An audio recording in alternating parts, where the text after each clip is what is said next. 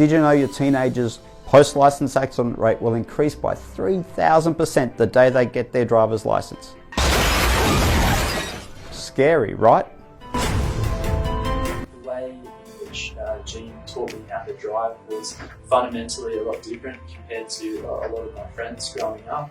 And having this tension in my hands built up a sense of stress, I guess. So when I kind of removed the tension and was holding the wheel in the correct way, just stress kind of just left my body, and I'm currently the only one who's not been in a serious or any sort of accidents on the roads. I was able to enjoy when I was driving more and just relax into it. The skills and the ability and the confidence that you have out on the road can one day save your life. Driving should be a fun experience, not worried about how dangerous the roads are. You should enjoy the drive and the freedom that comes with being able to take you wherever you want to go. Just relax and enjoy it. So if you want your teenage driver to be better prepared, 4 times safer, guaranteed, then type enter below to go in the draw to win our premium approach in driver development, valued at $1,550.